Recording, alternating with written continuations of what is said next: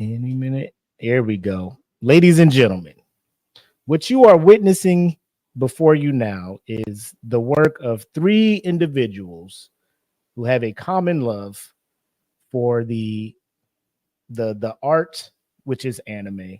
Not only the anime, manga, but just the whole shebang when it comes to that. So this was something that's been in the work. I remember I tried to launch this podcast back in 2020. One man anime show is not, I guess, ideal. So Man. having some dialogue, go figure, makes the show better.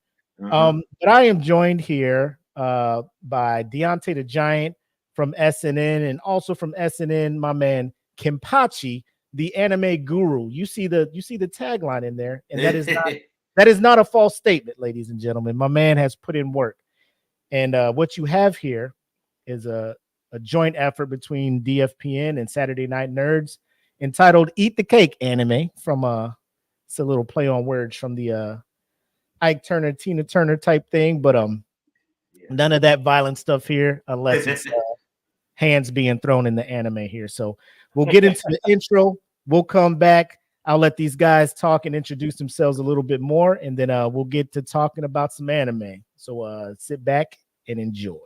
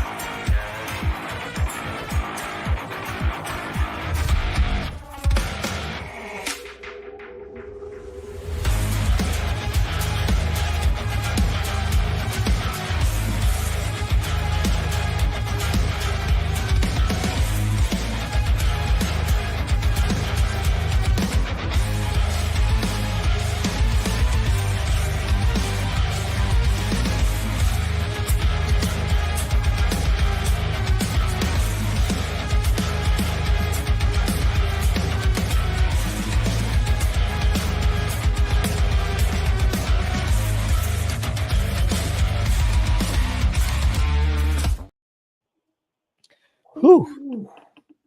All right. So first of all I did was throw them little splashes at the end in the Eat the Cake anime. The video was actually cut, or just several cuts from YouTuber Trumpy GFX. I hit them up and asked them if it was cool if I borrowed their video for a bit. They said 100%. So at the end of the show, I'll make sure I'll tag their YouTube channel here. Make sure to go and subscribe. They do like they have several anime cuts from different emotions. There's one for anger, there's one for heroic moments. So make sure to stop by their YouTube channel when you get the chance, and give them a follow, a subscribe, all that good stuff. What's up, Blake, in the comments, man?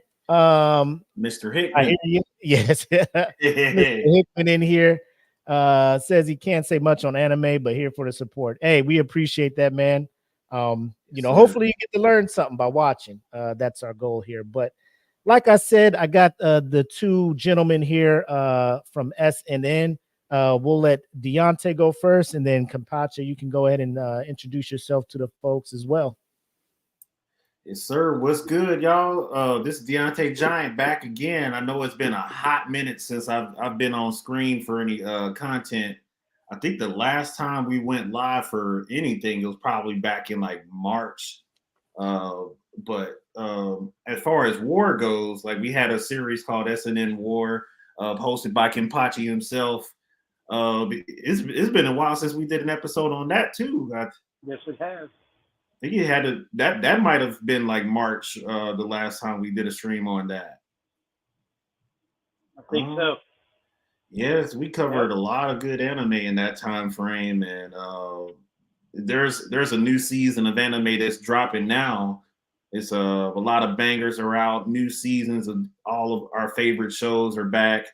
I'm watching Mushoku Tensei, Demon Slayer, and a couple other classes that came back this summer. So I'm really having a good time with the series.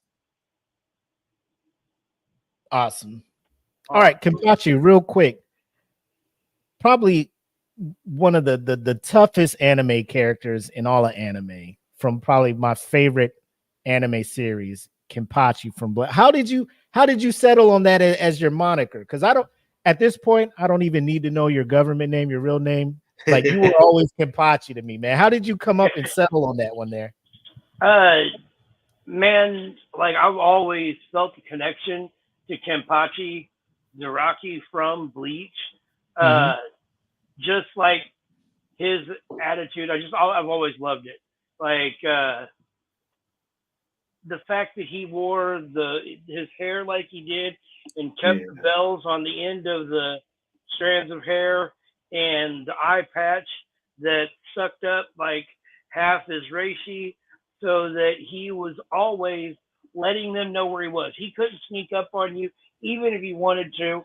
And if he was having this patch that had parasites in it that sucked away his reishi, so that hopefully you have the upper hand, and then he's still gonna whoop your ass. I'm still gonna whoop that ass. It's just like ever since I watched the anime, I didn't. It was one of the first times I was watching anime, and I thought Ichigo shouldn't have won this. Like, the MC should not have won this fight. That's just plot armor. Right. And it's only as thick as the writer's lead, man. Kenpachi gonna take you the next time, Ichigo. Don't fuck with that, man. At all. He's lucky he's on his side. And then I started using it for a game, and then somebody found a picture on DeviantArt that was a zombie version of a zombified Kenpachi, and that was my avatar forever. I've still got the picture. Like, it's just amazing. And I actually, normally my name in games was Kenpachi Gold. Gold stood for Guild of the Living Dead, because I'm a zombie fan as well. Love zombies, George Romero, back to all of his movies, and some of the remakes are good, but I love World War Z. Like, I mean, I just, zombies have always kind of been my horror thing. Some people want them beautiful vampires or them furries or whatever, but yeah, you got a good balance of like zombies and anime in there. That's kind of what it was, I could think of worse things to kind of have an affinity to, you know what I'm saying? So, but yeah, not to keep you all waiting. Like we talked about, let's get into probably one of the bigger anime to hit in a while, not just in Japan, but I guess the craze, the kind of renaissance of the Western world falling back in love with anime probably has a lot to do with this one series. Demon Slayer came back out on the animated side, I believe, in 2017. You go back through here and check my notes here. 2019.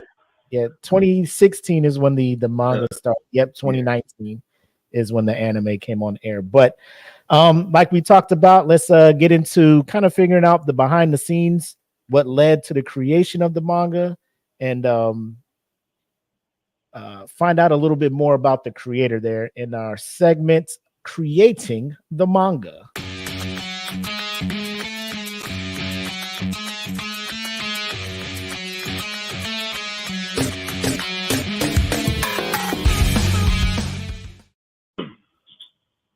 So I'm gonna just apologize in advance, and if any of you two gentlemen can pronounce these names the correct way, if you hear me pronounce it wrong, please do, because I do not want to be going on around the world making it seem like I don't want to pronounce these names right. I'm an American. All I speak is English.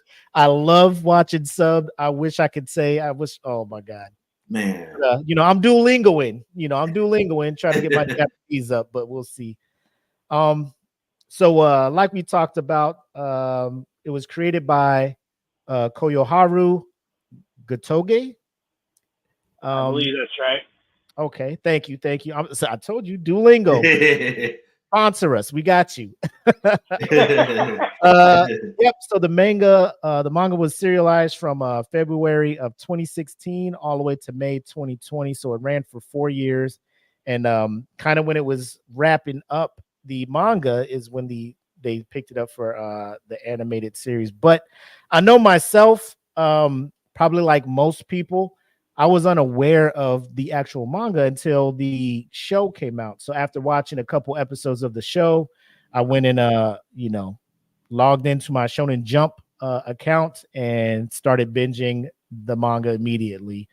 So I don't know if you gentlemen knew about it before the anime adaptation came out, but how did you guys come across this amazing story? Man, I think 2019, like a week after it debuted on Hulu, I was literally watching it because every new episode dropped on Saturdays, and I was able to catch like episode 1 and 2 by like the second week, and I was just hooked ever since. And I was like, yo, what is the source material behind this? And then I hopped online. I found like some pirate sites to let me read the manga, and the manga was so good that I like made it all the way to like the Swordsmith Village arc in like 1 week. I was blazing through it. The manga was so damn good. I felt like I had to tell more people about this, so I got on Facebook immediately. You're like, hey, y'all need to check out Demon Slayer. I won't recommend anything else to you guys until you see this series, and it's been on ever since. Cool. Jeez. I'll be honest. I'm sort of similar to that. I actually heard about it about a week before, or a week or two before it started. Used to watch Forever News. I don't know if y'all ever watched him or not, but he talked about it and talked about the manga, and I still have not to this day picked up the manga and read it. I'm gonna wait till I watch the anime all the way through. Since I started with the anime, I'm gonna stay anime only till I get done, and then I'll go back and read the manga. See how much better it is than the anime was. I read a lot of manga, but this is just one that I don't know why. I just I think it was that at the time I was reading a lot of series, and so I was like, I'm not going to do it right now. I'll do it later. And then now that it's as far as it is into the anime, I'm just going to wait. I'm just going to wait till it's over, and then I'll read it afterwards. I love reading manga, and like generally read anywhere from 4 to 7 a month, as far as different titles go. But yeah, at the time I just had a lot on my plate, and so I didn't pick it up. But that doesn't stop me from loving the series when it came out. It was amazing. I've known about Ufotable for years. I actually remember them from when Fate Zero came out, and I loved that series, and that absolutely drew me into Type Moon, which they did Fate Zero and Fate Stay Night Unlimited Blade Work. So like I knew about them already, so I knew the animation was going to be there, and they haven't stopped. They just keep putting out bangers. Everything that they put out is really beautiful. I had some issues with some of the things from last season, but like everything aside from like one single thing, like everything else in the season was beautiful. Y'all know what I'm talking about. It's some damn fish. Okay, them damn CGI fish. What the hell did they do that for? Just wanted to make me mad. They're like, we're gonna make you mad. But everything else has been beautiful. Like some always like top notch animation. They are so like there's just no taken away. The story's great. You've got a really like a lot of character development that goes on between the different characters, from Tanjiro to Inosuke, just the whole crew. Everybody builds. It's really cool because they have the mentors, but they never like a lot of series go really deep and hard into the mentors, whereas that's not they talk about them a little bit, but you really get the story of the main characters in this, and I like that they kind of center on them and don't veer off too much into other avenues with it. So. Yeah, I agree, and it's one of those stories where if you watch a lot of anime and you watch a lot of shonen, I guess the plot, you can insert generic protagonists.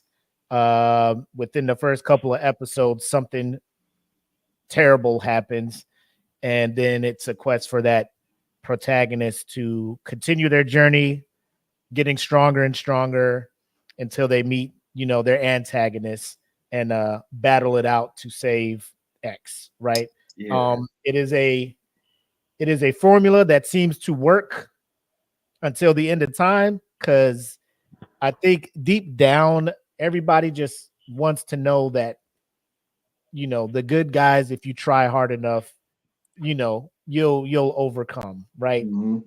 Right. So the creator, Koyoharu, when people ask them if what's your inspiration, every time they have an interview, they are pretty much tight-lipped on a whole lot of the creative process of Demon Slayer. And from what I've researched and what I've seen, this is the only manga, the only story that they worked on and wrote and illustrated. They didn't do anything else.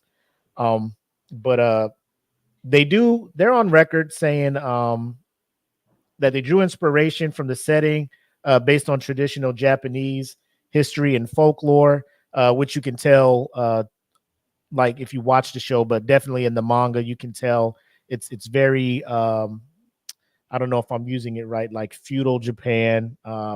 You don't see any samurai or anything, but the way they are held to using their swords and the respect they have for their swords, and the care they take for them. Like Deante said in one of the arcs, there's a whole village that they hide the members so they can keep creating these special swords because they're the only things that can fight off these demons. So I think she drew a lot of this stuff from there. Also, they said that they were influenced by their own personal experiences and emotions in creating the story, which I can definitely can feel via reading and watching it. But Deante, like as you were reading through the manga, and it's going to be weird because you're trying to balance, because there's a whole section where we'll get on the anime and sing the praises of Ufotable and all that stuff, Yeah. right? Outside of the CGI fish, which by the way, Kenpachi, in the book they look way better in the manga. So when you read the manga, you'll probably be like, "Oh, this is better." Like, They should have done that. so if you needed any extra, selling on manga, the fish look better in the manga. But if you want to, Deante, speak on kind of the emotions you were getting while reading, because you said you saw a couple episodes, but then you read ahead, like some of the emotional things that we don't want to get, spoil and get rid of. But were you like reading the manga like, oh my God, I can't believe it type stuff? Yeah, I don't know what it was that like drew me in, but like the way that they handled breaking down each character one by one.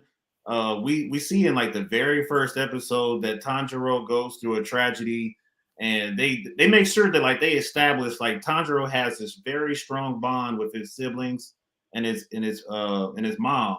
I think his dad too. Yeah, his dad was there, so he had a strong bond with everybody. And then the main big bad of the series, Muzan Kibusuji, I believe is pronounced, is the Michael demon that Jackson. slays him. Yeah, smooth criminal himself. Sure. Yeah, he even puts his blood, or he uses his blood to transform Nezuko, which is Tanjiro's younger sister, into a demon, and she fights the urge from eating innocent people so bad. And Tanjiro is just like, yo, I want to change her back into a human again. That's my goal for this series. And he goes so hard about it. And Tanjiro is definitely one of my favorite protagonists of all time. He would probably be like top 10 for me compared to other Shonen Jump heroes. He's a genuine guy. He's very pure and he's innocent, doesn't know like a lot of crazy stuff that everybody else is talking about around him. He's just like, oh, what y'all mean by that? And he's also like a high battle IQ swordsman. So when he gets into combat, he's able to just figure out a strategy to take down his opponent every time. And it's just like, it's kind of standard shonen stuff, and it's still fun to watch anyway. Yeah. So I absolutely love this show. It's so much to get excited about, and we're getting into some of the craziest arcs going forward from here. Yeah. So Kenpachi, I know you haven't read the manga, but as you're watching the show, do you also feel kind of the emotional pull that the creator was trying to go for with the story? Oh, absolutely. Like you can, as Deante mentioned, you can feel his attachment to his family, and honestly, his attachment to humanity in general. I mean, when those kids are in their, and maybe this would be dropping a little bit of a spoiler, but in something that happens, there's some kids that are in their dreams that are trying to hurt them, and he's genuinely, when something happens to one of them in those dream states, he's like really hurt by that. He feels really bad because he wasn't able to save the person that was trying to kill him. Yeah. Like, all right, Batman, let's go. All right. But I mean, that is just absolutely like the emotional pull that he's got there. On top of that, like the connection to that the three main demon slayers that we follow felt to Rengoku. Like that was a strong emotion right there. And then like they were like, I think all three of them shed tears at one point there. You know what I mean? Yeah. Like it's just there's a lot. Even when you like, it's a different kind of emotion. But you look at and I'm gonna forget his name, the Lightning Kid. Zenitsu. Yeah. What was it again? Zenitsu. Zenitsu, that's it. Thank you.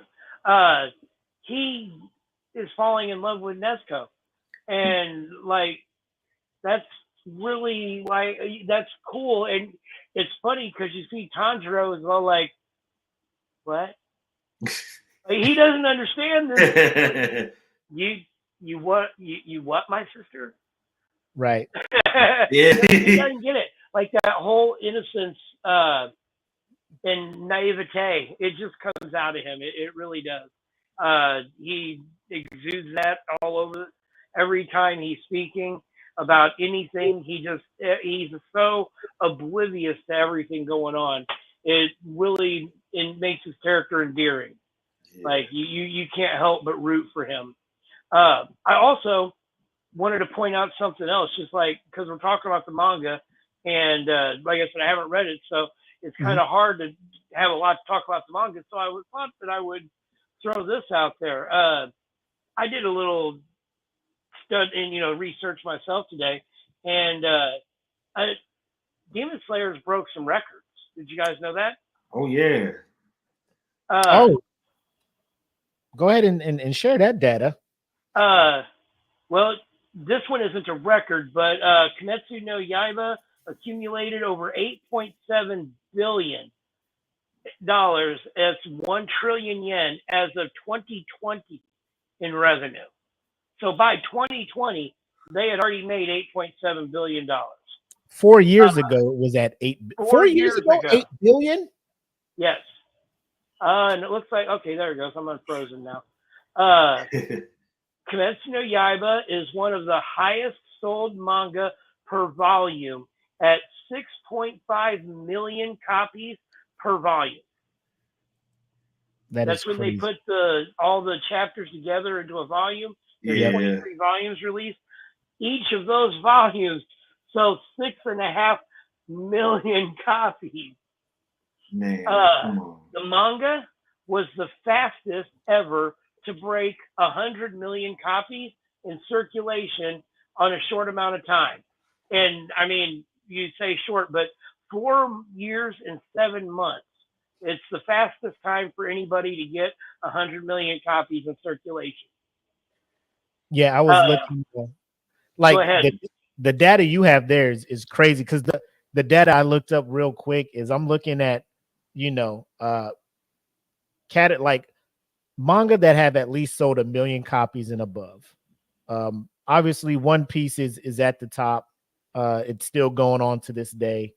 Right. But it's been 1997 is when that one appeared on the scene. What you said as far as this thing coming out in 2016 and ending in I'm just in the game for a 4-year quick and then I'm out. But within those 4 years to grow as far as it did, it's number 7 on the all-time.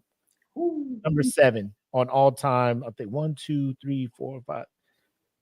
Yeah, it's number 7 all time when it comes to the sales of the manga. And I'm trying to figure out, like, what is it about? Like, I think the anime probably helped that, because like I said, over here, you go to a Barnes and Noble now, or any spot that really sells manga in the physical copy, if you're not getting it online or reading it through the app, like they stay sold out on that. Like you go there, look for Demon Slayer, it's gone. So I feel the anime kind of helped that, but before it even came to the States, like it was selling out in Japan. So like the Japanese felt something about this thing to the point where and we'll kind of segue into getting to the anime portion, but when that movie dropped over there, granted it was during COVID, so taking a chance to drop a movie in the theater was a risk, because you lose money advertising and stuff, because nobody's getting tickets to go and potentially get sick from COVID. The money it made over there was ridiculous. So then the company's like, let's try a worldwide release, and we'll get into the gross and all that. But it did gangbusters, ladies and gentlemen. Like, spoiler alert, it was like the number 1 grossing movie for 2020. Made over 500 million worldwide. So I have something up here. It is the first anime movie to break the 500 million barrier.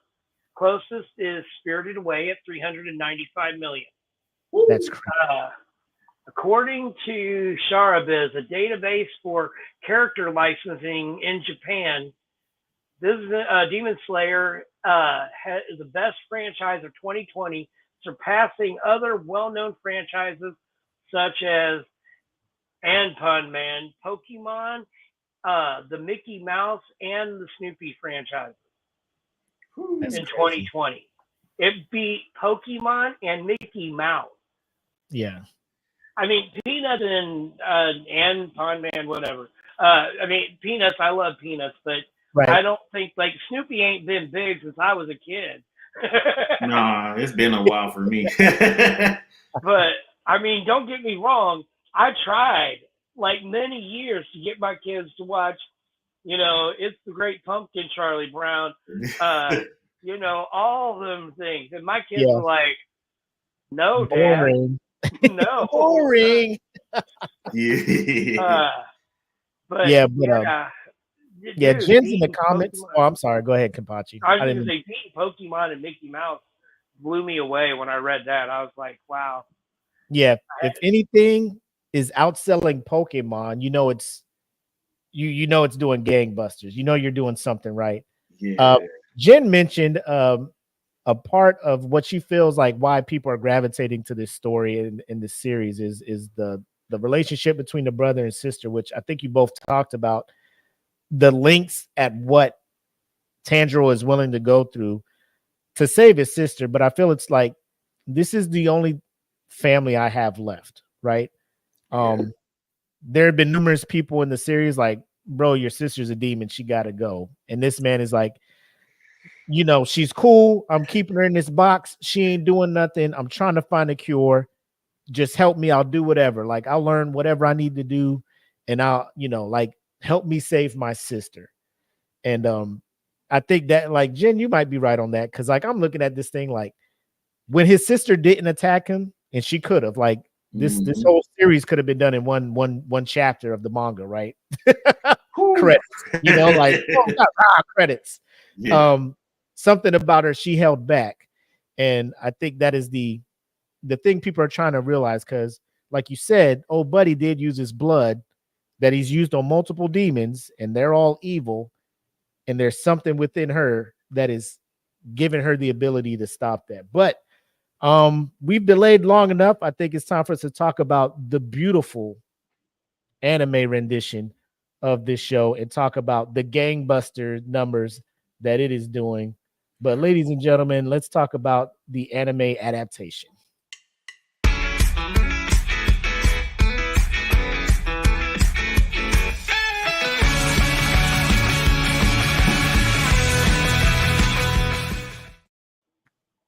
So if you are not aware, and we haven't told you, my man Kenpachi has been doing deep dives on animation studios for the longest.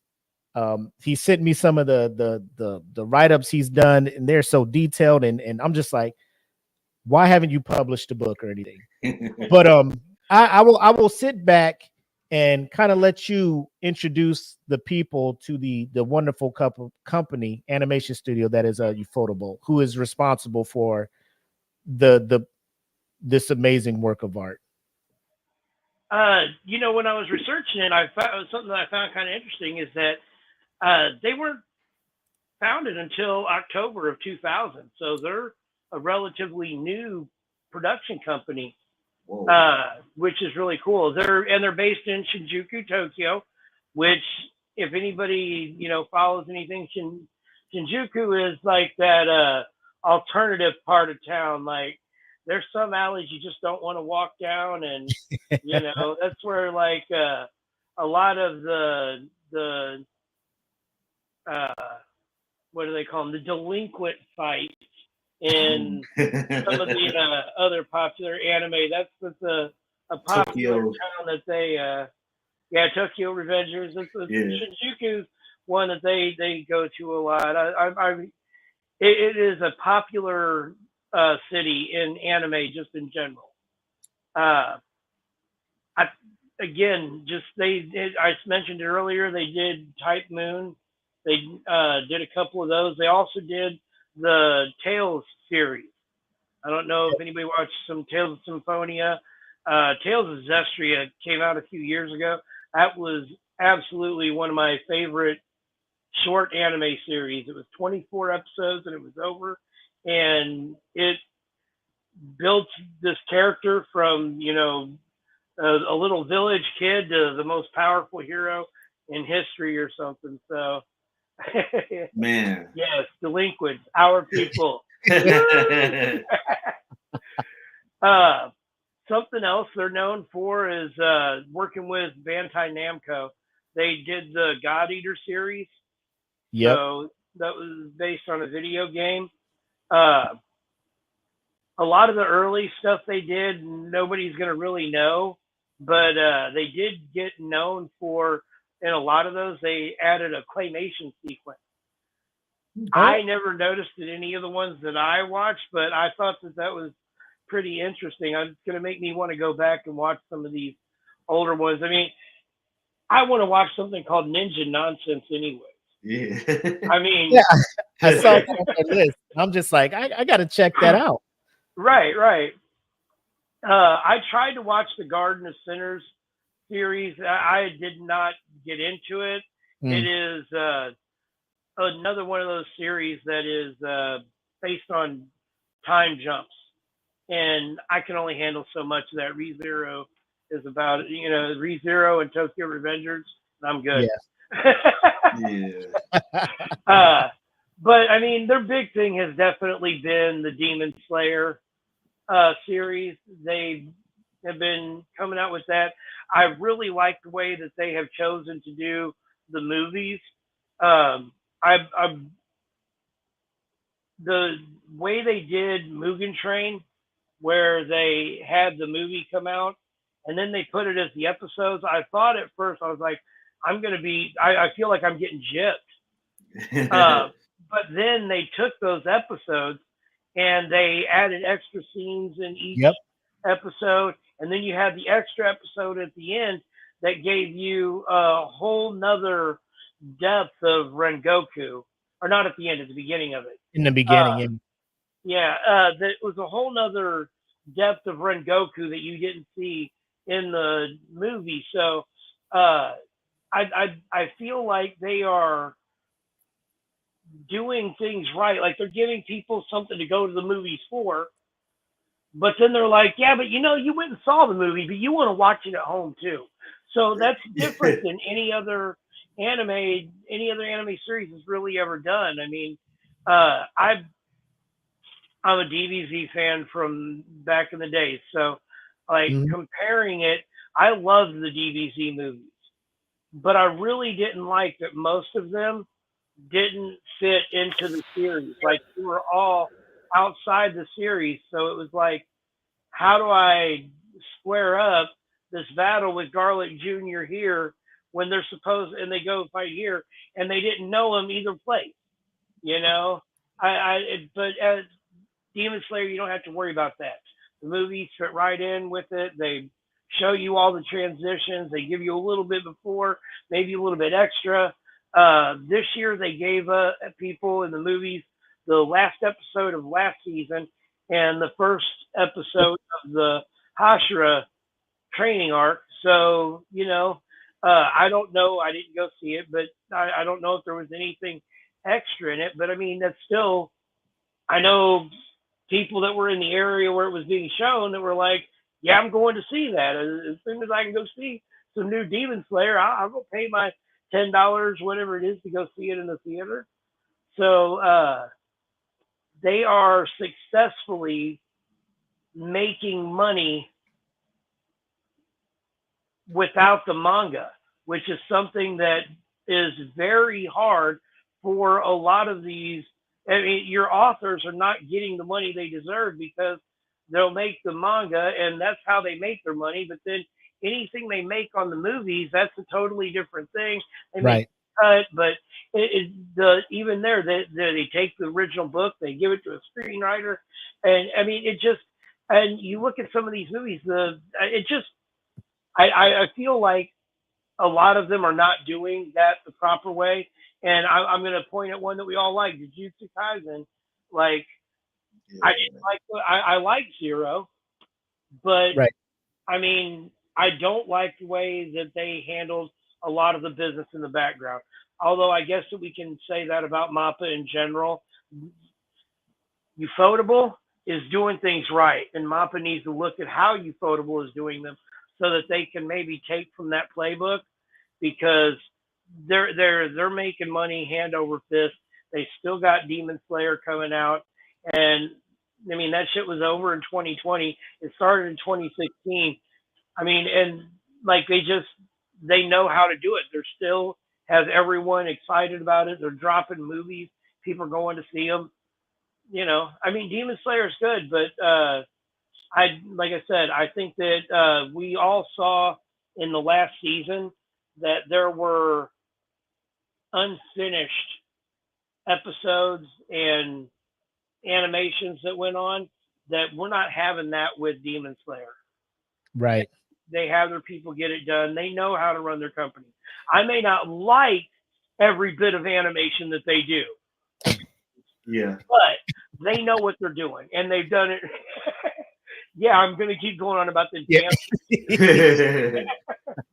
But no, for real though, they really have handled the show well and done things differently than other people have done, and I think it's done well for them overall.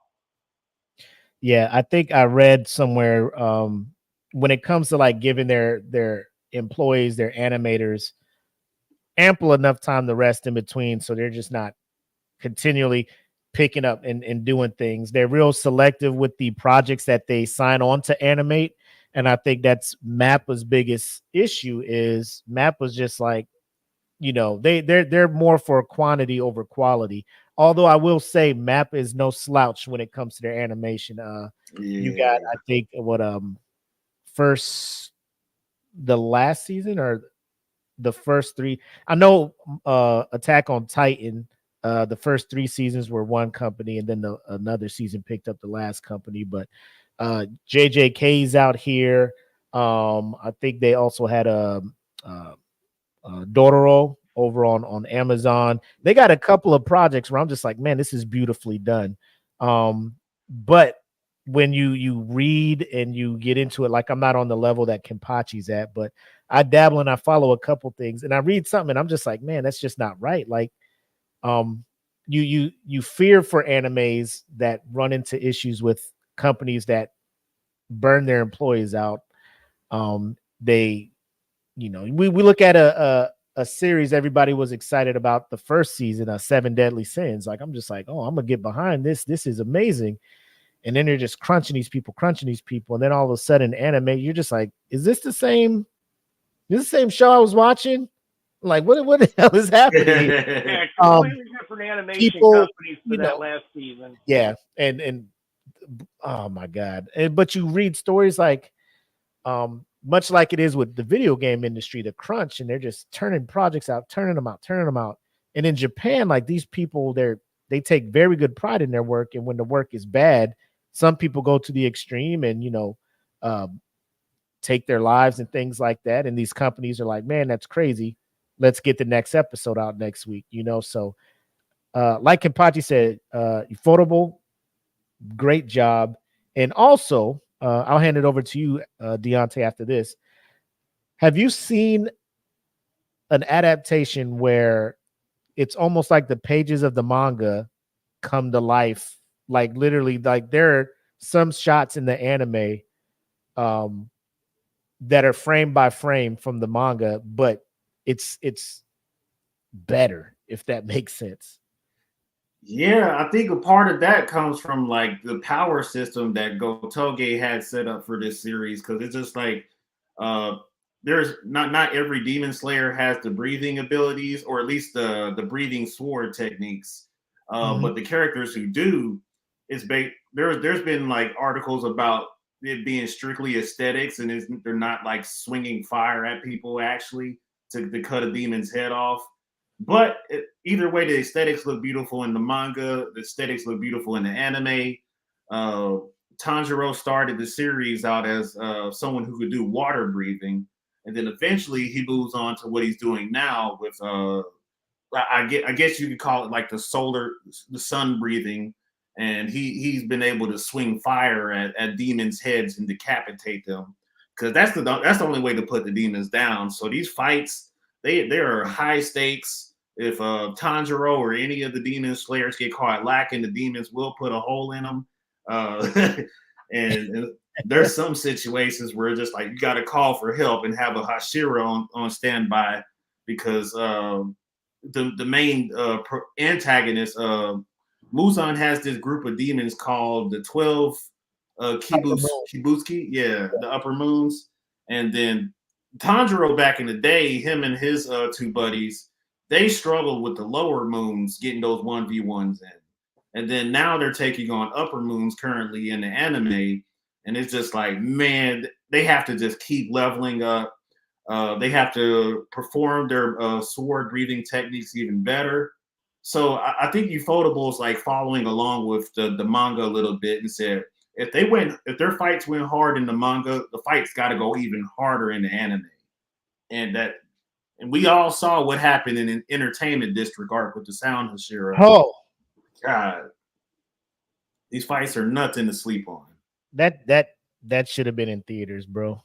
Yeah, that fight should have been in theaters. The shout out to my dude. Like, like we're talking about the anime. So Kenpachi talked about the movie, and he brought that up when it came to the emotional part, because you do see these 3 bright-eyed, bushy-tailed kids. They did go through at the time what I thought was one of the best arcs to show growth in their powers. The mountain arc where they fight Rui and his spider family. Probably the that scene, and this may spoil, but this has been out for a while. The scene where Tanjiro gets his sword cut and he feels immensely underpowered because he's fighting a lower moon at this point. So at this time, if you're following the story, you're like, bro, this is the strongest enemy he's ever faced. Like, this is one of the dudes with the, you know, the Spider pat on the eye and all that stuff. Like, his webs, like, he can't cut through them. Like, he's fucked. Like, as an audience, like, he's fucked. But like you said, he thinks about his dad, and it all comes full circle. If you watch it, you kind of see how his dad plays into why the demons are like on the lookout for him, because they'll continue to say, hey, watch out for the kid with those earrings, because he's trouble. Like, he's the one that can give us trouble. But Tanjiro doesn't know. Tanjiro's just like, I'm trying to help my sister. His sword is broke. He thinks about his dad doing the dance, and his dad apparently is very skilled in the sun breathing, or the Hinokami Kagura. So that's all of a sudden you just start seeing Tanjiro go from what used to know him as the water breathing, start cutting through these webs and stuff with his cut sword, like a hilt, and probably like 3 inches of blade, chasing Rui through the woods. He gets caught up again. Nezuko finds out and taps into her demon blood art, and it's just this beautiful thing. And at the end of the show, when he's like, you can't cut my neck, and him and his sister team up, he's doing the slash, she uses the blood demon art, and it cuts through, and you see this beautiful ring of fire. Ufotable was just like, we're in our bag. The emotion, it flows right into the, we're not even talking about the music yet of Demon Slayer. Man. Like, I cannot explain. Me and my daughter are watching this, and we are both, it's a happy ending because he cuts the head off. We're in tears. We're just so emotionally moved. The bond between brother and sister, the determination of Tanjiro remembering his father. It was just all of the emotions all at once in a very beautiful scene. But I say all that to say this. That was amazing. The fight with Tenjin in the entertainment district. Yeah. Oh my God.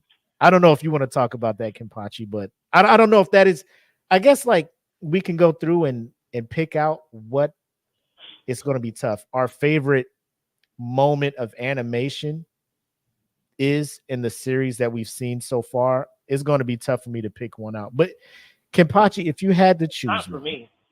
Oh, really? Oh, give it to us. Is it the fish? Yeah. I fucking love them fish, man.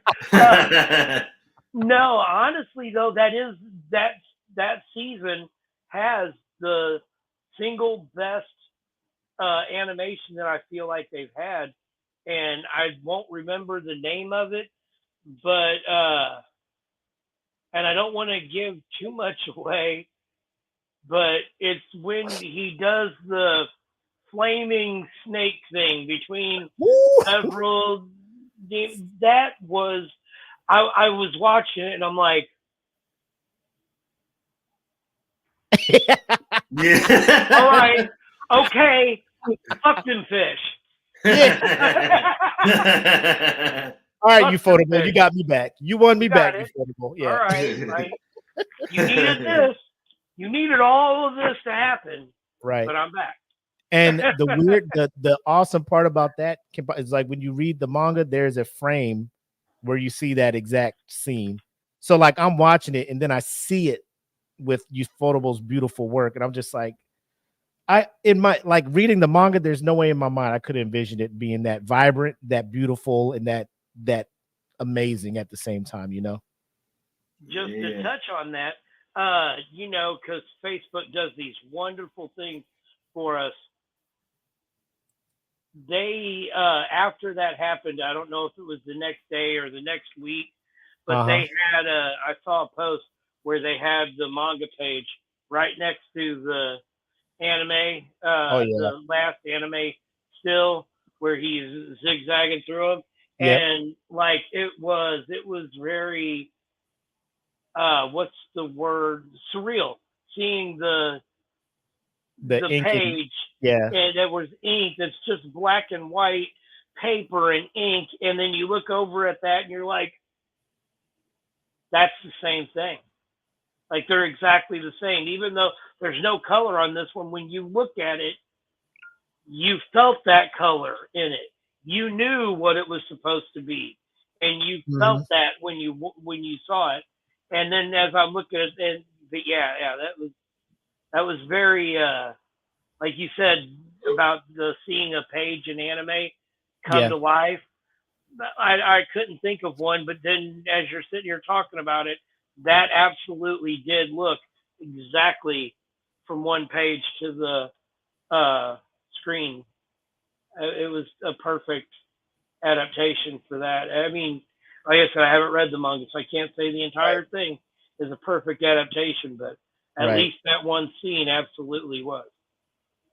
Yeah, there's some moments where we're just getting like icing and extra ice cream added to the cake, because it's just like it's like we were spoiled with Zenitsu's moment. Like he fought, his whole moment of where he just passes out, goes unconscious, and then loses his fucking mind on every demon that he comes across, and it's just like, man, why are they treating us so good with this anime?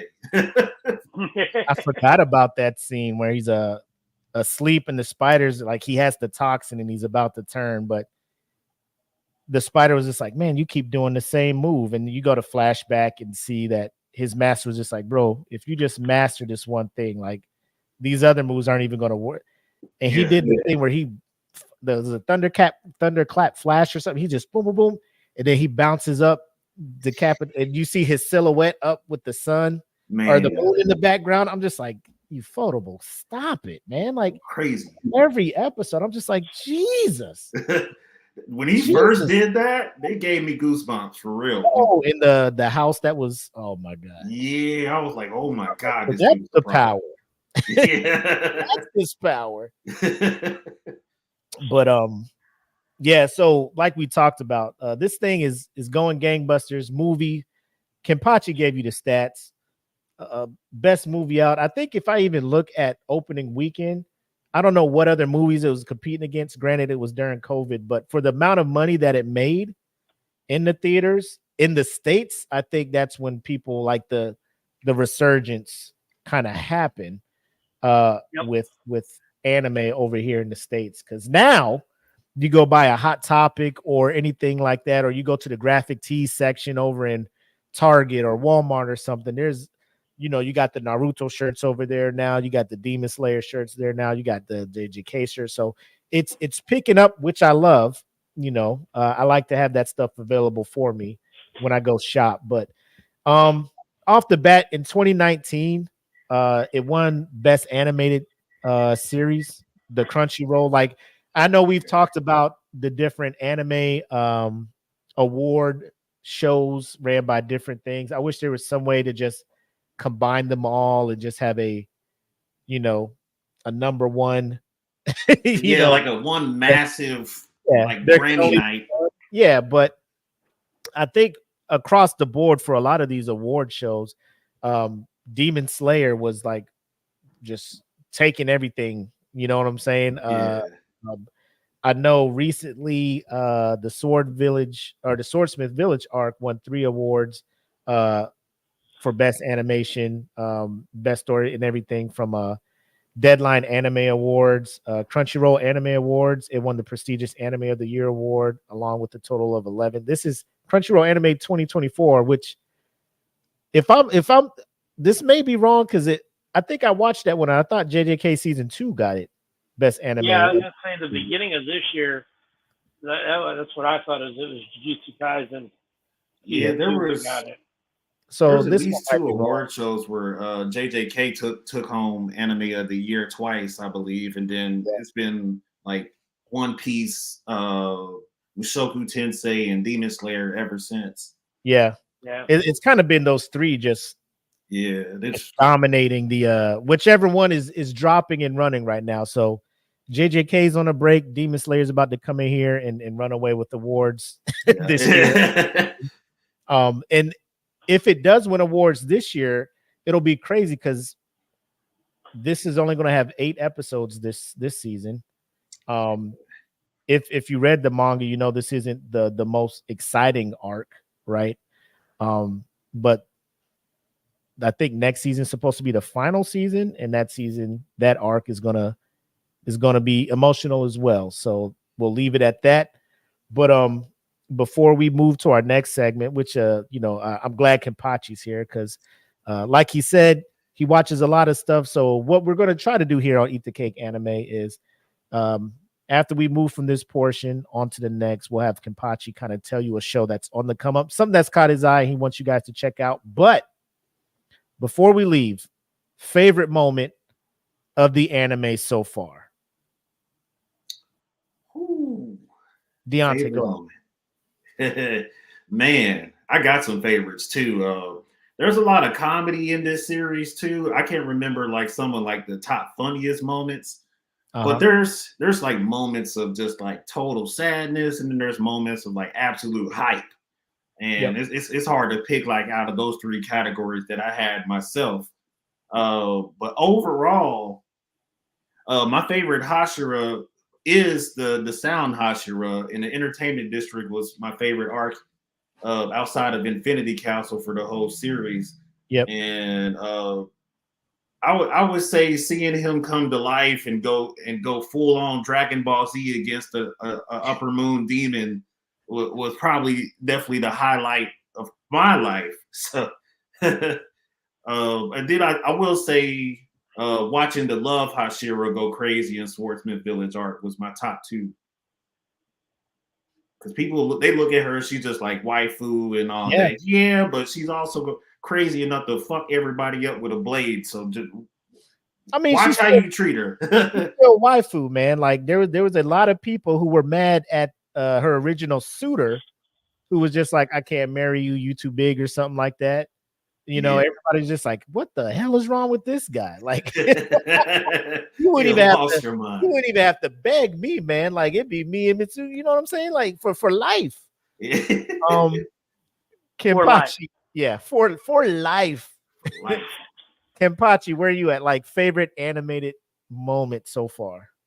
Okay, so I like I said, the fire dragon thing that he did, that was as far as the best animated thing in the series so far. But if I had to choose like a moment that like this moment stands out to me more than any other moment, pretty much since, remember, I'm anime only. Since the anime started, the moment that has stood out to me the most, in fact, I've watched it, I think I've watched that moment. I watched it 3 or 4 times the first time, and probably more than a dozen altogether, is, and I think it's season 2, but it's when Tanjiro is in the city and he smells Muzan and he finds him, and he's like, and the thing is that you can tell from watching this series, Muzan is on top of his shit. Yeah. That dude knows. He knows what's going on. He is telling all these people what to do, but he knows.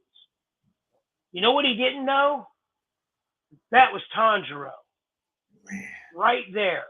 I don't know if everyone caught that, but he basically snuck up on the most all-knowing being on the planet. And Tanjiro could have killed him. And when he looked at it, that dude, first off, wasn't that dude with his human family? Yeah. Okay. He looks down at Tanjiro and instantly recognizes him. Instantly knows he's a demon slayer. And I'm going to tell you, I think he recognized the mark on Tanjiro's head right then. As far as I know, like in the anime, they've never talked about it, but he knew about that mark when he saw Tanjiro, because, and like again, are we spoiling things? How far are we going? Because I'm just gonna say that, like, I am notoriously someone that spoils myself and reads like Wikipedia and shit. Yeah. And I know that there's a fucking demon with that mark. And I believe that demon is the brother of a past demon slayer. Now, I don't know that for sure, but I'm just saying he knew that motherfucking mark. He saw that mark and was like, bitch, please. And he got the fuck out. Yeah. He was not fighting that mark.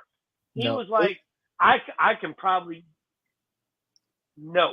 and walked away fast. Yeah. The combination of the mark and the earrings, I think that's the thing that got Muzan shook. He was just like, snuck up on him. I don't know this dude. He may or may not have the ability to do it. Last time I saw somebody looking like this, they had the ability to do it. So I'm gonna just go ahead and get myself together, if you will. I'm out. I will say, because I'm a sucker for the animation, but when you throw in the emotional aspect of it, I would say the fight between Rengoku and what's his name? Akaza. Oh my god. Yeah. Oh, that would have been number 2. I was in the theaters. Well, first time I saw it, I saw it bootlegged. I'm sorry, but I did go see it twice in the theater. I saw it bootleg because I had COVID and I'm at home. Let me tell you, like, that scene, that fight brought me out of my COVID slump. I sat up on the couch. I was jumping up and down. I was rooting. And here's the crazy part. I read the manga, so I knew how it ended. But I still was rooting for my man Rengoku. The determination, like, I'm a sucker for that shit, bro. Against all odds. I know I am at a disadvantage, but I will not let you bring harm to these kids back here behind me. And this dude is just like, bro, you're too weak. Just be a demon. We can fight. He's like, nope, that's not how I'm built. He went all out for that final attack. And I knew he lost the fight. I was just like, yes. And then when he did, and I was just like, no. And like you said, Kenpachi, Tanjiro was crying, Zenitsu's crying. Well, he cries all the time. But when you saw Inosuke cry, when you saw Inosuke cry through the mask, oh my god. Man. That man was like, come back and fight me, you coward. You're the one always. I'm just like, Tanjiro, let him know. Let him know, Tanjiro. But he was like, humans will be here, we'll continue to fight. I'm like, I'm a sucker for this stuff. You get teary-eyed now, man. Then Lisa starts singing her song at the end of the movie and all that stuff. And I'm just like, oh my god. Shout out to Lisa, by the way. So that's pretty much Demon Slayer. We kind of, gave a quick synopsis of it. If you haven't seen it, I don't know where you've been at. Even the most casual people, my wife keeps up with it. That's how popular it is. She does not fuck with anime at all. So she's just like, Demon Slayer's on, that's what we watch. But Kenpachi, you ready to put the folks on a up and coming anime? I'm ready to put the smackdown on it. All right, ladies and gentlemen, sit back while Kenpachi tells you what to put on your radar.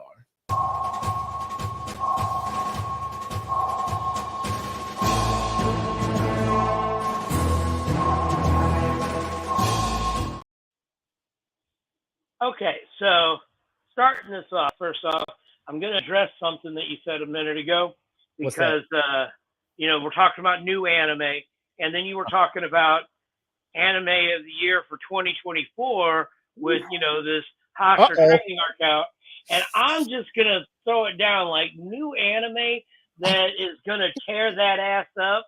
Dog, you got Free Journey's End out there.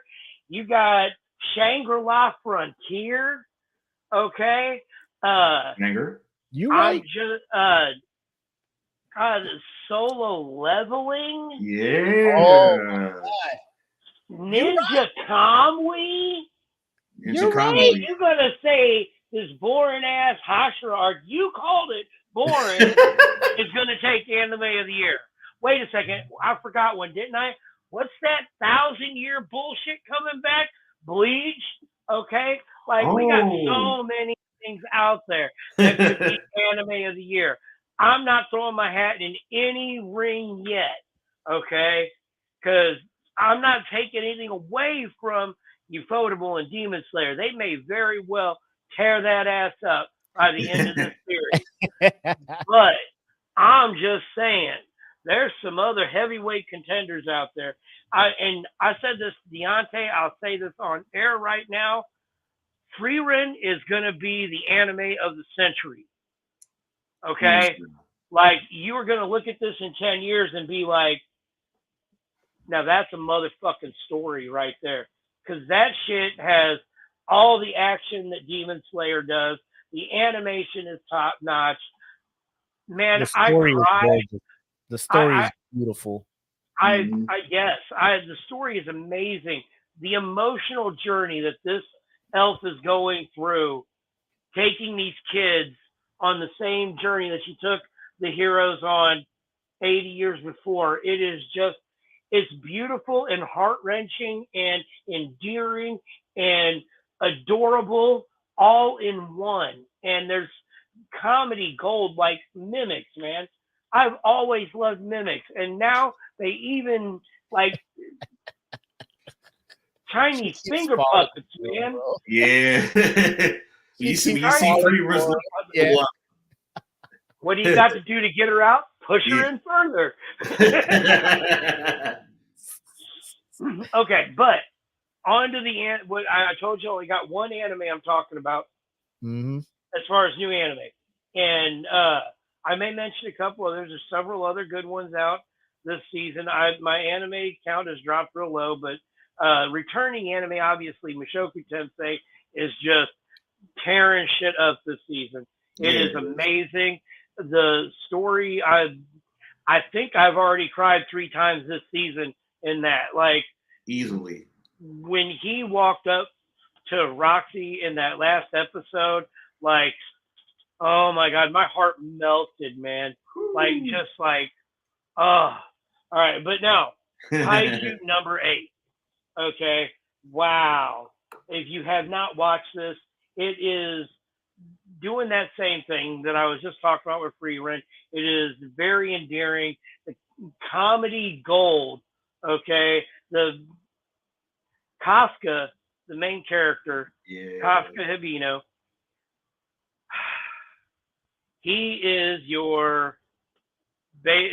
he's that guy in high school that went on and got a job at the fast food restaurant, and now he's working cleanup. But when he was in grade school, him and this homegirl of his were talking about they was gonna run shit.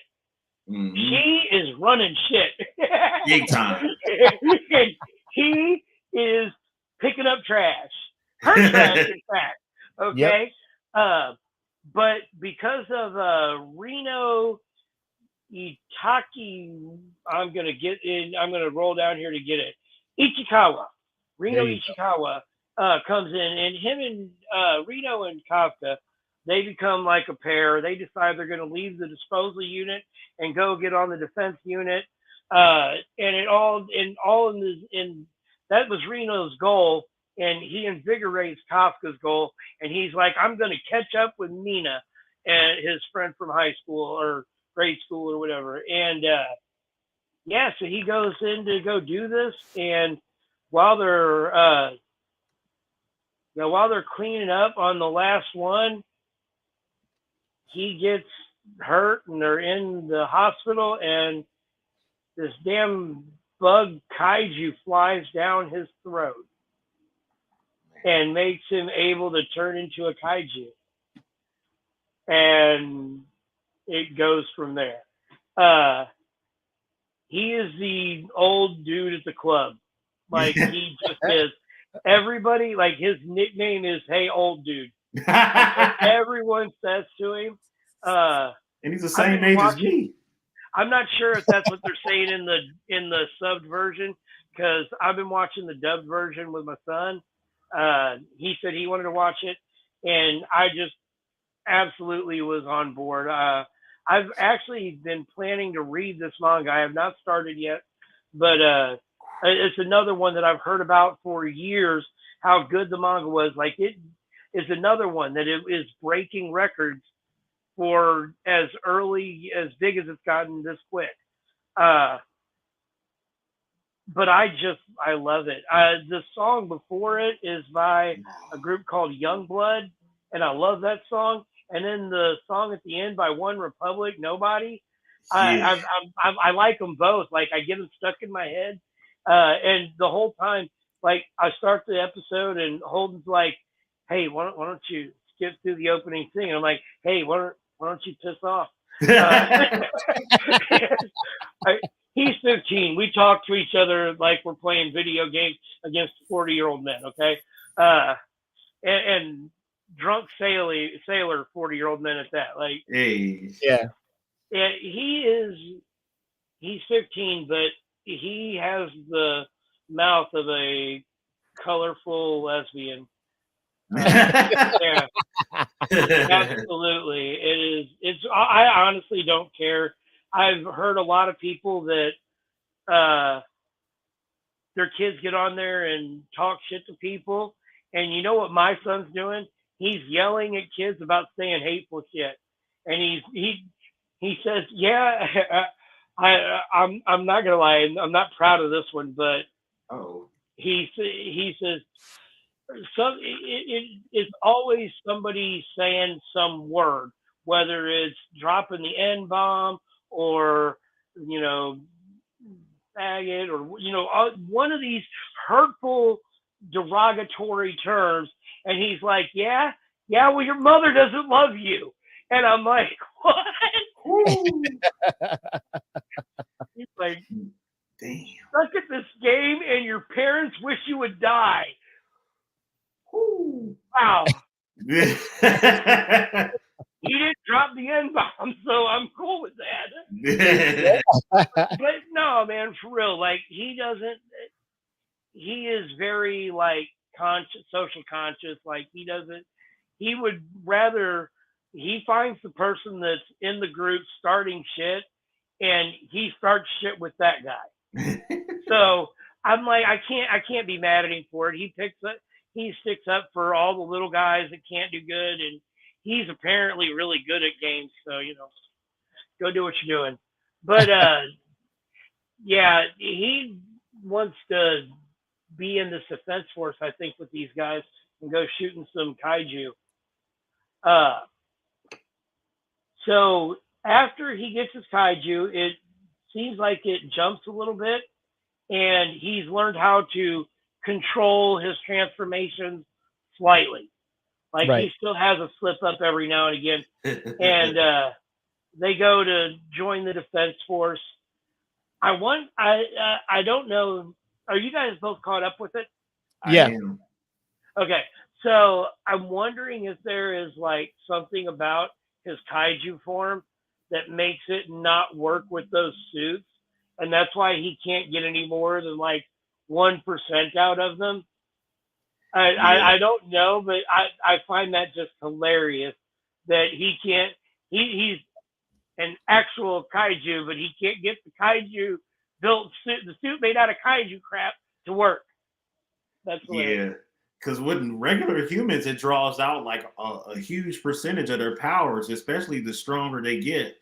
And there's like 2 female characters in this series. Mina, who's like the most dangerous person in the entire defense. Shooting nukes, fucking Yeah, cannon sniper rifle. Like, Yeah, geez. wow, that thing is badass. Yeah, with a white tiger assisting her in killing Yeah. kaiju. It was like, what the hell? And then they have another female character. I forgot her name already, but she's the blonde. Kikoru? Her name is Kikoru Shinomiya. Yeah, she's the daughter of.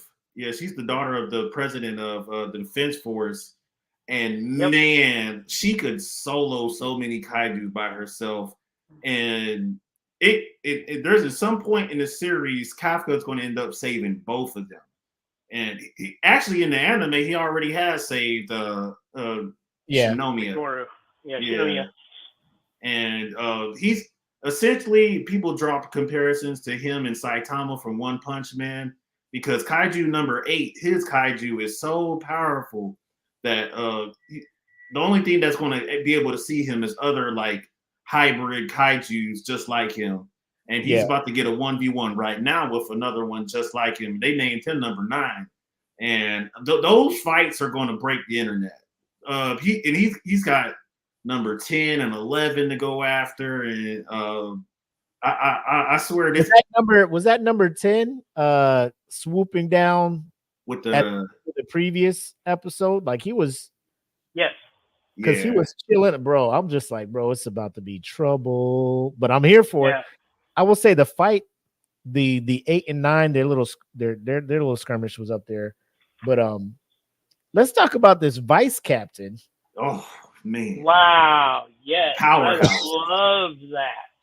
Like, he is absolutely going to be my favorite character in the whole thing. That is for sure. And his name is Soshiro.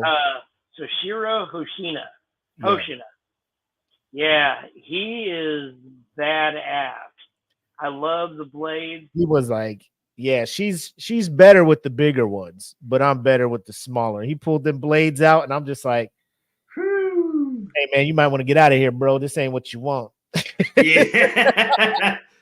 I thought that was awesome, the way he was breaking down the fight, and he was looking at the way that Kaiju number 8 was moving, and just the strategic mindset of his that he's looking at. He's like, he could have killed me several times, but his goal in the way his movements were is he was trying to get away from me. Right. He was never trying to fight me seriously, because if he would have, he could have taken me out. Yep. Yeah. Because he wouldn't have just broken my blade. Yeah. So yeah. Muscle memory when he was back at the gym replaying the fight. Oh man, I was just like, this man is next level. Like, I see why you're the vice captain now. Yeah. two of the top animals in that entire defense force. It's just like Jesus.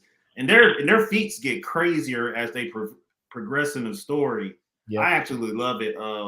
Between Demon Slayer, Chainsaw Man, One Piece, and well, not so much Jujutsu Kaisen anymore, but Kaiju number 8 for sure. All incredible source material. Out of all of those I just listed, Kaiju number 8 is the funniest. So if you like straight up, even better than One Punch Man comedy, like Kaiju number 8 is good. Lots of fights, incredible fights, and the characters, you really get to understand them and you get to know them a lot better too throughout the story. So really good storytelling. Kenpachi, I mean, let me just say, ladies and gentlemen, I stand corrected. Kenpachi came out and hit me with a 10-piece combo of other anime that could not only get best new anime, but also best anime of 2024. I stand corrected. That's why I say bow down. You see it. You see it right here. Anime Guru. He's not playing with you, ladies and gentlemen. He's that guy. Now, but you know, I'm not saying you were wrong. I just there's a lot on the plate this year. There was some really good shit that came out. I was blown away. So I think that Demon Slayer is awesome. It could still do it, but man, there's so much good stuff out there. I'll say if it does win, it'll just be based off the fame, the name, just like I feel honestly, I don't think JJK should have got top anime season 2 of last year. Best animation maybe, best action scenes maybe. But best overall anime, I don't think JJK season 2 should have got it. And I knew Crunchyroll was going to give it to him anyway. Honestly, Crunchyroll's like the Academy Awards. It's just like, you're just going to give it to what's popular at this point. I love Crunchyroll, but thank you very much. The thing about their anime awards is just that they only review the anime that they have, which that's on their net. Okay, that's on their networks, which means that makes sense, but at the same time, then that cuts out anything that's on anybody else. So you lose anime that could be in the running. Things that were out last year, like Blue Eyed Samurai, which actually other people argue that it's not anime, but whether it was or not, that could have been in the running. Things like Goodbye World, that was on Netflix, and Pluto. If you guys have not watched Pluto, oh my gosh, it's only 8 episodes long. They're hour-long episodes, but you're talking a very adult, emotion-driven anime that is a mystery, like serial killer, like murder mystery. Thank you. It was amazing. Like, it was so good. And I'm going to be honest, I think that might be the only anime, movie, TV series, anything that has actually had a twist in it that I didn't get until the very end when they showed it to you. Like, the very last episode, I'm like, oh, fuck. And I'm going to tell you, when it did, I just started bawling, and the emotions, like I said, emotionally driven, and then to know that this is an emotionally driven murder mystery that is a remake of an Astro Boy story arc. Really? From the 1960s. Astro Boy. This is on Netflix? Yes, sir. Pluto? Yes, sir. I will add it to the list. Yeah, I'm gonna tell you, like, and I think I even said it to you, Deante, that I'm not sure whether I would have put Shangri-La Frontier and Frieren in last year's or this year's anime, because they both went 2 seasons, the last season of last year and the first season of this year, and they were both 2 seasons long. So they could be, last year or this year, but Pluto was last year, and man, animation was great. Like, it wasn't, it did not slip in any step. There's no comedy in it. Okay. You will not laugh a single time, except for right now, me telling you this, but it was really, really, really good. Almost borderline horror. Seriously, like, there is it misses of being a horror by just a little bit. But yeah, absolutely. As far as something that I watched like all of last year, that is what I would have picked. It was on our list for war, but there was so much that I had watched at the time that I hadn't really digested it all. And looking back at it, like, yeah, it definitely should have been higher in the list than it was. Awesome. So, well, not only did he give you a shining review of Kaiju number 8, which you should go check out, he dropped Pluto. He dropped numerous other ones. So hopefully you've been taking notes, writing them down. If not, just rewatch this segment, write them down, add them to your list, and maybe one day you'll be as knowledgeable on anime as my man Kenpachi here. But let's go ahead and go back to our regularly scheduled program and wrap this show up. Let me find. Oh, here we go.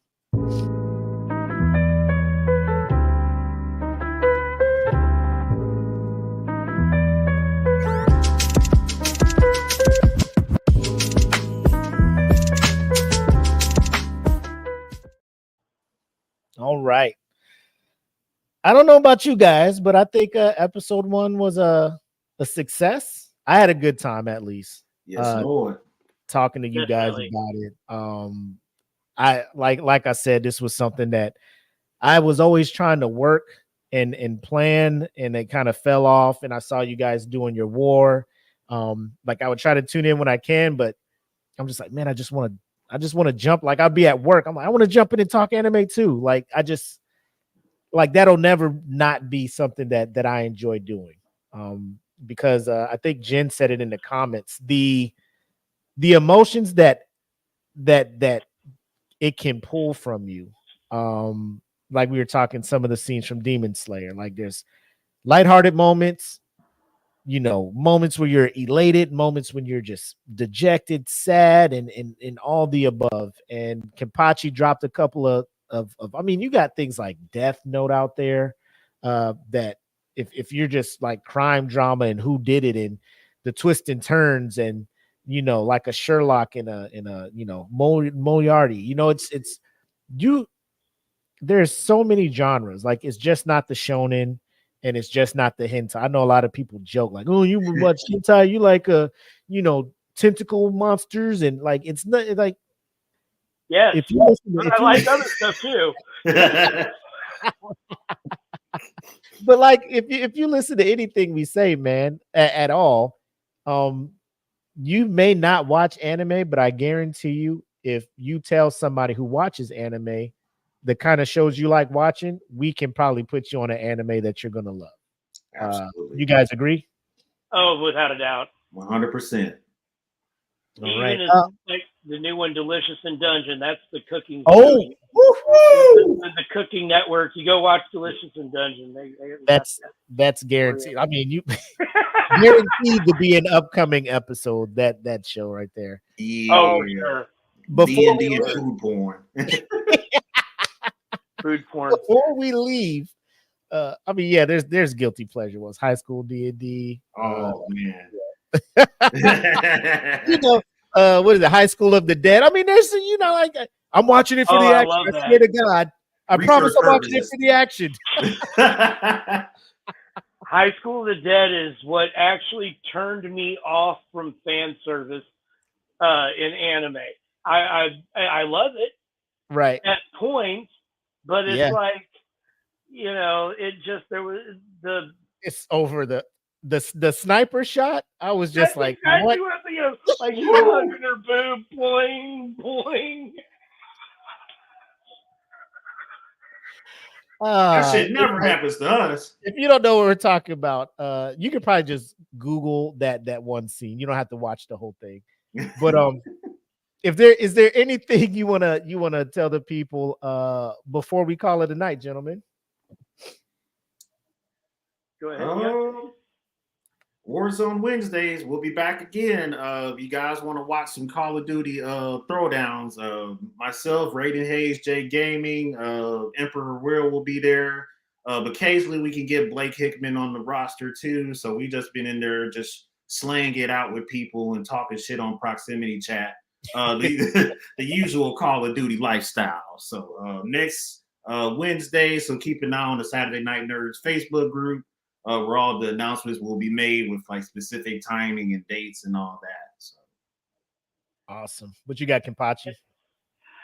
For me, all I want to talk about is like y'all come see us on Saturdays if you're in Cape Girardeau. We're down at the Riverfront Market, Black Cap Soaps and Sundries. We do all your nerdy anime gaming soaps, plus we got other just regular bars of soap, but we like to make soap fun. So good beard oils, lots of stuff. So, but down there every Saturday at the market, and got the best donuts in town down there too. The Amish ladies. I will say the products that he's talking about. He sent a basket up this way. We paid for it. I got to get a reorder. The pumice cubes for my feet, bro. Let me tell you, I ain't trying to turn the kids away, but my feet are something serious, right? Those cubes got me right. Then doing the gym, he sent a solve to kind of use when I do the massages and stuff. Works well. Had me smelling delicious. My wife tested that. So with the or I think it was like a blueberry. I forget what the combo was, but I was like, oh, this smells good. All natural ingredients. Am I right? Yes, sir. That's the So arnica salve. if I wanted to, could I have eaten said blueberry salt? I would say that it's definitely not going to taste good, but all of the products in it are edible. The biggest thing is that there's, in the arnica salve there's wax, so you probably wouldn't want to swallow the wax. But the like arnica is a flower, and you put it in some oil, and you make a tincture sucking the nutrients out of the flower, and then she mixes in some other oils, jojoba oil, sweet almond oil. It's stuff that's good for your skin. Ooh, and then puts it in the beeswax and puts lavender essential oil that she uses to make the good smell. And lavender essential oil also is for aromatherapy. It helps calm you. Yeah. So while you're rubbing the salve on, you're also getting that lavender up in there and relaxing, and so it helps relax your muscles. Y'all over there legit making potions and stuff. It's like a mage over there. You're over there just like a well, we did call it Black Cat Apothecary at first for a reason. Yeah. But they changed the year after we started the business. They started a law that says if you call yourself an apothecary, you have to have a licensed pharmacist on staff. Well, we're not there yet. Awesome. But yeah, man, like I said, thank you for the compliment. No. When we post the video, or get it out there, I'll make sure to in the description to add the link to the shop there. Same thing, a link to the Saturday Night Nerds not only group but also to their Twitch. So, like I said, man, we're trying to get everybody out there, and like this show wouldn't be possible without these two. So I got to thank them for coming by again, and thank you for making this a reality. You know what I'm saying? I tried to tidy up around here, put some good videos and stuff out there, and I like the background. I like. Hey, thank you again. It's a group effort, and they really make it work. So thank you guys, and if that is all we got, we can go ahead and call it a show. Ladies and gentlemen, I'll let you know right now.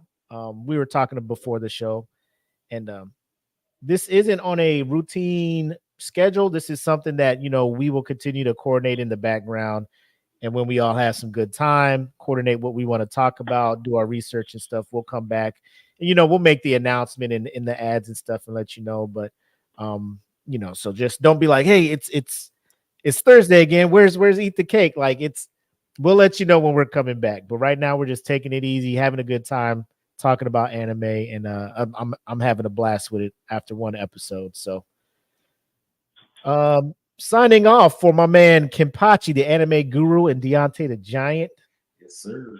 From Saturday Night Nerds. This has been Eat the Cake Anime. You guys have a good night, and thanks for tuning in. Peace. Night. Yes, sir.